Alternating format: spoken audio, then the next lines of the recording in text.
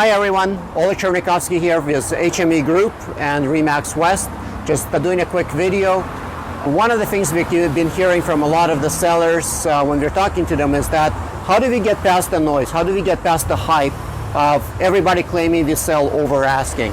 And if you follow our channel and our videos, you've been probably hearing me say it's not about selling over asking, it's actually selling over market.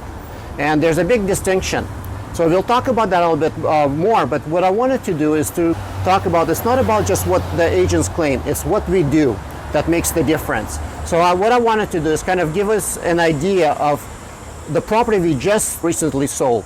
Now, with our team, what's interesting is that we actually hold a record in the sense of, in the last 30 years that I've been working, and for the last 20 years, I haven't had a single property that I have not sold that I've listed. So every property we received offers and have sold. So, that's our track record, but it's not about the track record. It's just about what is it, the difference that we make.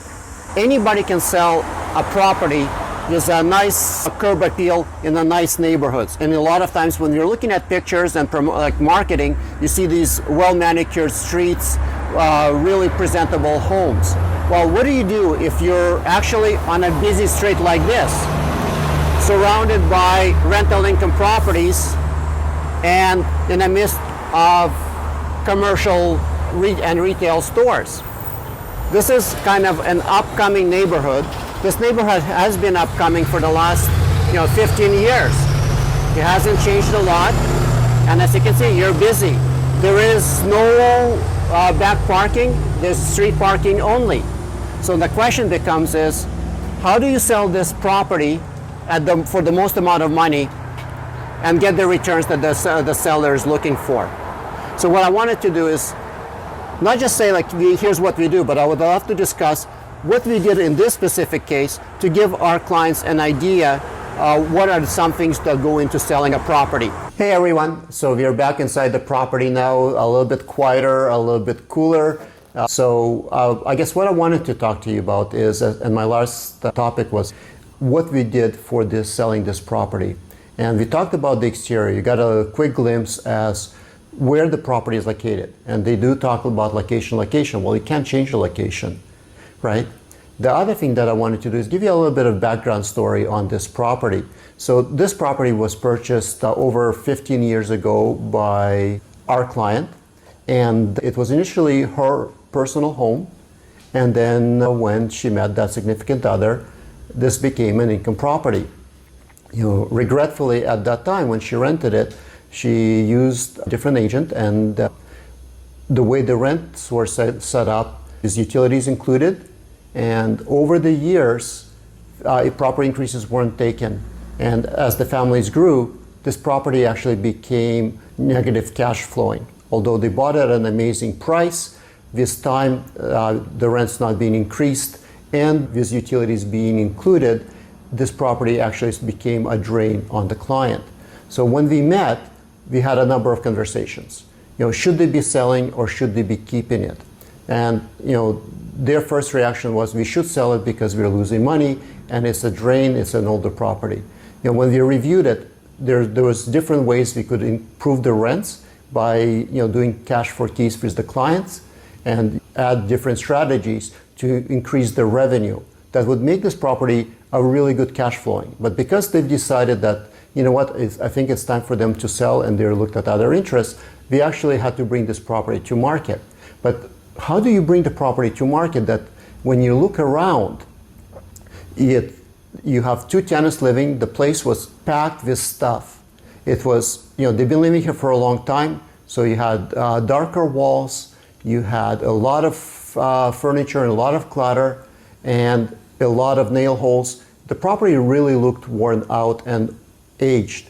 So really, at that point, if you would bring any buyer in, they would be seeing this as a major project. So the first thing we did is we talked to the tenants and we emptied the property.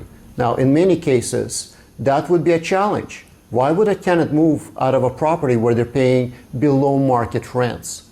Well, again, it's about people's relations. So when we talked to the upper tenants, they initially sent us this interesting email asking for almost $12,000 in the payout. Well, And our bottom tenant, he was actually very reasonable, and was willing to move out based on a first and last month's payout. So in this case, after a short conversation, what was interesting is this. After a 15-day period, we were able to empty the property by the end of the months, and the total cost, less than $2,000. Quite a difference of savings, almost over $10,000 saved. Now, the next thing is, once the tenants moved out, and you'll see our before and after pictures, we had to bring in our junk removal team in order to empty the property. And if you look at the sign, there was a lot of junk. There was a lot of things to do. So the next step, after we emptied everything out, we had to look at it and say, how can we improve the property without a large budget? Anybody can spend $50,000, $60,000, $80,000 to improve the property and then say, oh, look how great of a job we did. But that was not the case. Our job was, how do we do it with a minimum investment and get the maximum return? So what we did is we actually had the property professionally cleaned. We had the property professionally painted, and we fixed the exterior by doing power washing as well as repairing the parking, because if you look at the pictures from the entryway, that looked like it was falling apart, and it was a major job. Now what was interesting is this. If you look at the quotes we had, like if you're aware of what's happening in Toronto market, right now there's a huge shortage of labor, and the prices are outrageous for any kind of work. So when we got the quotes, to parch and to fix the stairways going down, the two quotes we had was one over $5,000, the other one was over $4,000. HME contractor cost, $1,250. If you look at painting, we had a number of quotes, with the biggest challenge being most of the painters not being able to start for at least a month out. And the ones that were available at $8,000 or over $5,000 quote, that was a lot, right? But our final price, $2,300, plus the cost of paint, which came to about an extra $800. So major savings to the seller. In total, for renovations cost, we saved the seller over $10,000.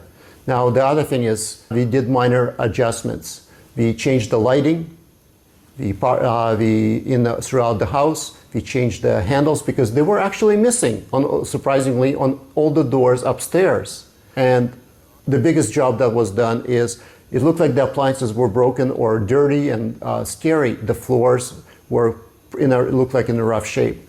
Our detail team went in, they washed the windows, they done all and the house became total feel. So remember, part of the job is an emotional buy. It's about buying on value. They say picture says 1,000 words. We'll show you the before and the after pictures. So the biggest issue was, how do we make something that looked like a major project into move-in ready for under $15,000? And that's the total cost between renovations and total staging. Now the other thing is, once we got the house ready, anybody can stage and make it look pretty.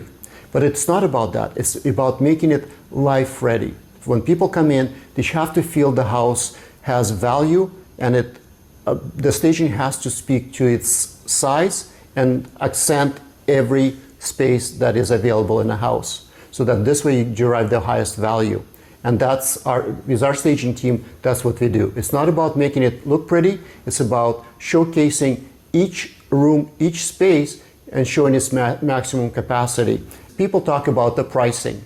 So house is ready, you're ready to go to market, professional videos, professional staging. But what we are looking at is also the right price and the right strategy. We're in the upcoming neighborhood. This is not a house where there's going to be a lot of people fighting. This is a house that has two potentials: either an investor who is going to be looking to look at revenue returns, or a first-time buyer or a starter home, which would have a higher value. So our goal was to target the first-time buyer, somebody entering the value that could see themselves here starting out with the income potential from the basement that would help them carry the place. And that's where our marketing was targeted. Also in the price, a lot of agents say, well, let's underprice it by 10, 15%. like 50,000, 100,000 under market value. And then they say, well, we sold it for over asking. Anybody can do that.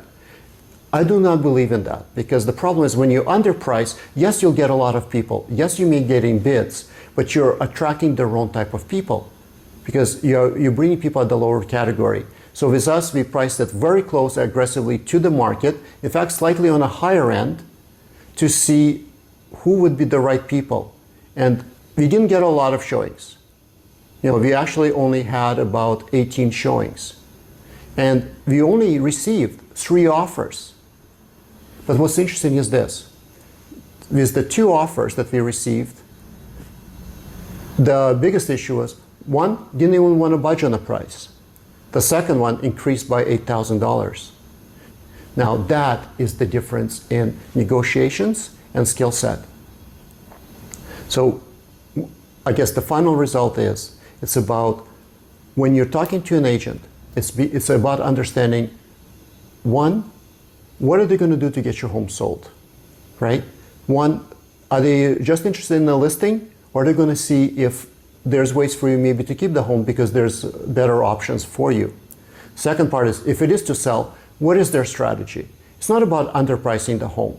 It's about having their home ready and targeted to the right type of a buyer. Why? Because the right buyer will see the value in a home, and if you see value, don't you pay more for what you value? So it's about creating value. The next thing is, it's about monitoring the process and making sure that you're able to increase the number of offers. The reason we were able to get the 3 offers is because throughout the whole process, we monitored all the showings, we stayed in touch with all the agents through our conversations. Initially, there was only 1 offer. We were able to bring 2 other offers in. End result, the price that our client is super happy with. So the skill of negotiation, knowing how to handle the situation, knowing how to position and make things happen the right way. So answer is, do not get fooled by claims we sell over asking. It's not about selling over asking. It's about selling over market. And the only way we sell over market is by making sure that the agent understands the value of the property, understands who would be the right buyer, and has the right strategy and the right team behind him. Because no agent can be a jack of every trade. This is why on my team, we have a professional marketing coordinators. We have professional videographers. We do not take pictures ourselves. We have a professional stagers that have proven themselves, and they understand the difference as to different type of property and different type of staging. And we have the list of contractors that we trust, that get the best pricing for our clients every time. So when you put that package together, this is how we deliver results every time that our clients love. If you have any questions or concerns, or if you're thinking about selling the property and you're not sure what to do, give us a shout, and myself or my team will be happy to help you.